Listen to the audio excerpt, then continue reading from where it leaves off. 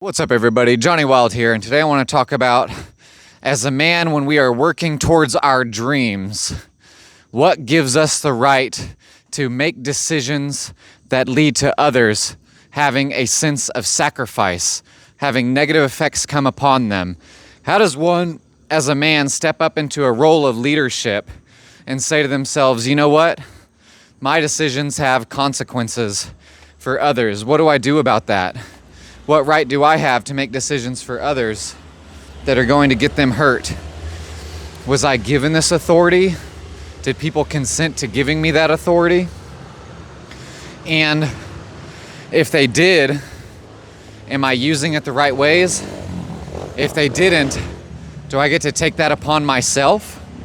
Do I get to make decisions for others that affect them even if they didn't consent, if I believe that it's right to do so? Well, let's say the answer to that is, well, it all depends and it's complicated. I mean, what can you do but try your best? The bigger of a position of leadership that you get into, the more that you realize that a lot of the decisions you make that affect others, they come from a self-granted authority. You know, you say, I have to try my best, and even if you're not in a position of leadership, all of your decisions, they basically get to a place where, you know, the decisions that you make every day, the food that you eat, the things that you buy, the cars that you drive, it all has consequences.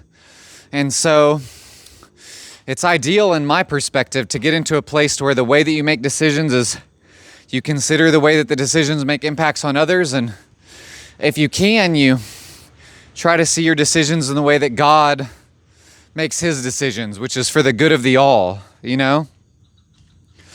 And so you want to try to have a vision that's bigger than yourself with regards to how things make you feel.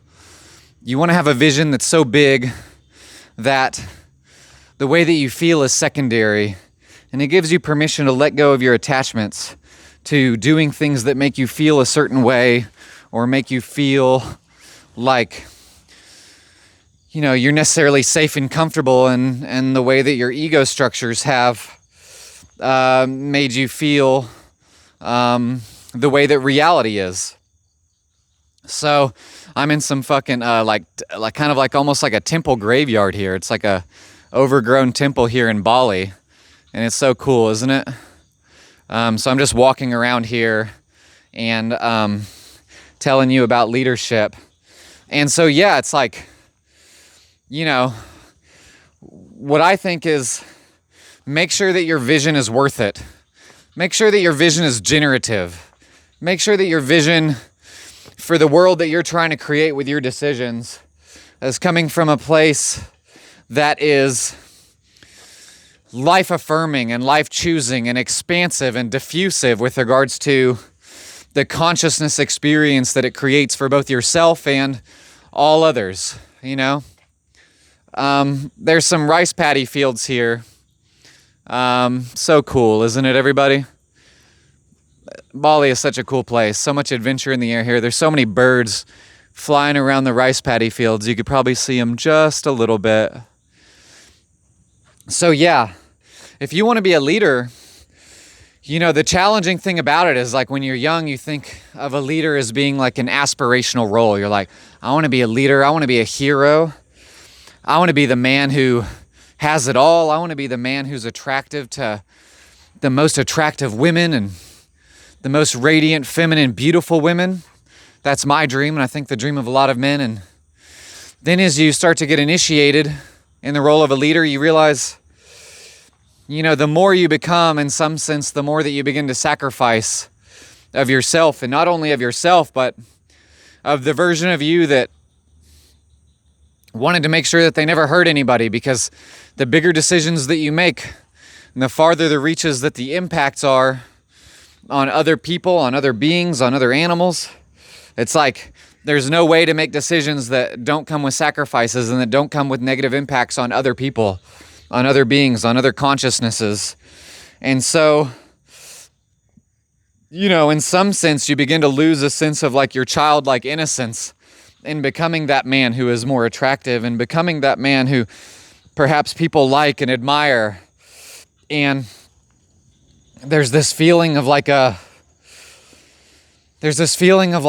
setting down of old ways and of letting go of like childhood parts. And that can be really tough. It's like for me, when I was a child, I remember having a strong commitment to never act in the ways that my dad did that caused me so much pain, the abusive ways that he partook in with regards to me. And also, as I've gotten older, it's like, do I want to be like my dad was? No. And then yet also, I see a lot of the ways in which I thought were cruel in the way that he acted. And now as I start to take a stand for like the leadership that I want to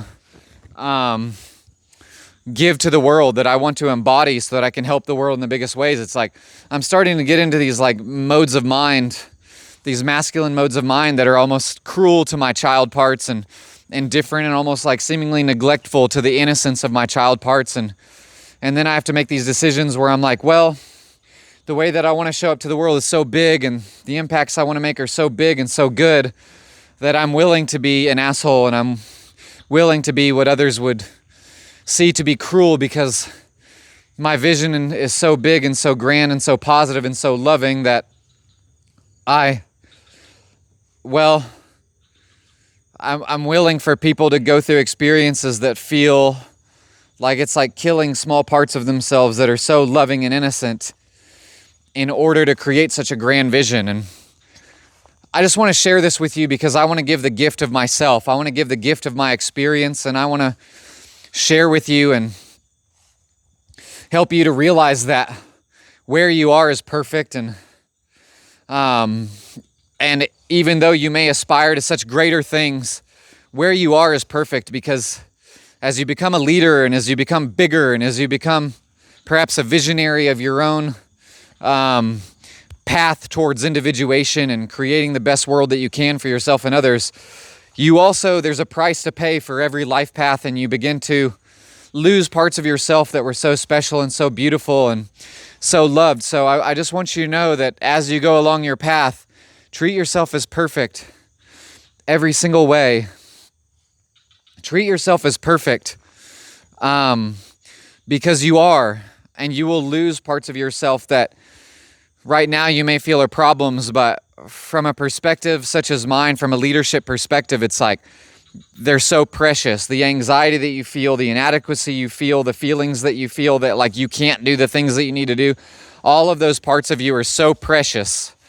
And they're so beautiful, and it's hard to see that when you're wrapped up in the moment of thinking about yourself from a place of inadequacy, and thinking about yourself in a way where like things need to change. So I just want to give you a little download with regards to a drop in with regards to like leadership and what it's like to step in your own kind of leadership, and tell you that like it's good to aspire, but it's also good to acknowledge that you're perfect where you are in every regard. And don't make too many sacrifices for the world that you want, because the moment is now and the world needs you taken care of now. And there's only so much you can sacrifice before things start to get not as good as they could be. So if you want help in your own dream life reality and creating it and aligning yourself with your deepest gifts of your soul essence and giving you all the healing and support and gentleness and also the encouragement and leadership along the way, reach out. I do one-on-one video call sessions. They cost about what a therapy session costs.